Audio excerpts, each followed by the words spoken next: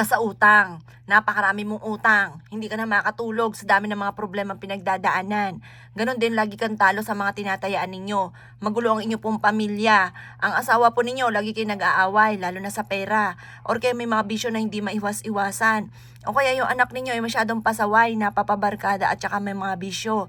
Mainam na gawin niyo po ito sa pamamagitan ng bawang. Ang bawang po mga bossing ko ay makakatulong upang sa ganon, mawala ang mga kamalasan na nakadikit po sa inyo. Gawin niyo po ito ay umaga lamang, mga bandang alas 7 ng umaga.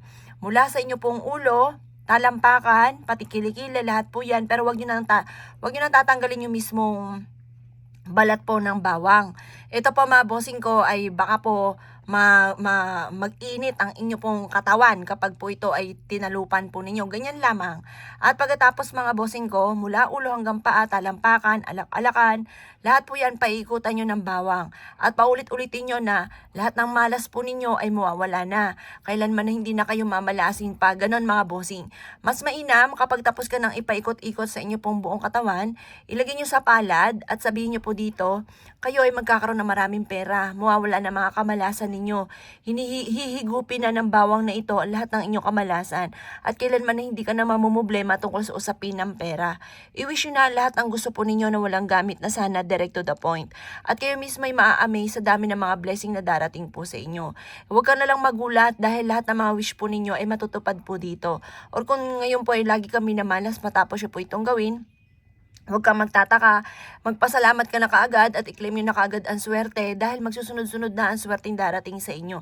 Kailangan i-mindset nyo po ito at ugaliin ang pagsasabi ng mga salitaing mga magaganda.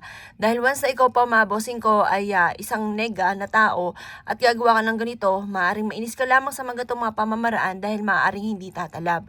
Kaya dapat po mga bossing ko, kung ikaw ay gagawa ng ganitong mga pamamaraan, kailangan ay may 100% kang paniniwala. Proven po ito mga bossing. Kaya ako kinaniwala at nais po itong gawin, abay wag ka na magpatumpik-tumpik pa. Makakatulong po ito upang sa ganon, imbis na kamalasan ay puro kaswertehan ang darating sa inyo. Kayo mismo ay maa-amaze sa dami-dami ng mga blessing na darating. Hindi ka na lagi mamumblema tungkol sa usapin ng pera. Hindi ka na lagi mamumblema kung bakit ikaw ay minamalas. Hindi na magkakaroon ng pag-aaway sa loob ng inyong tahanan. Pero syempre, bukod sa panalangin ng time team at kung ang problema ay pera, dadagdagan mo lalo ang sipag at tiyaga. At may patutungan ng inyong pagiging masipag at matyaga. Gawin niyo po ito. At pagtapos niyo po itong mag-wish ka na nakaganyan mga bossing ko, eto mas mainam, ilalagay niyo po ito sa may gilid ng pintuan ng main door. Hayaan niyo siyang matuyo. Kapag natuyo siya, marami na yung mga nahigop na negative energy, itapon niyo na po siya. At kung may kakayahan ka, gawin niyo po muli ito. Kada sumasapit ang unang pasok ng buwan mga bossing. Upang sa ganon, isang buwan ka na maging masagana, isang buwan ka na maging maswerte, at makamit ko ano man ang inyong ninanais. Kaya ako kininiwala at nais po itong gawin as siya mga boss. Good luck po sa iyo po lahat.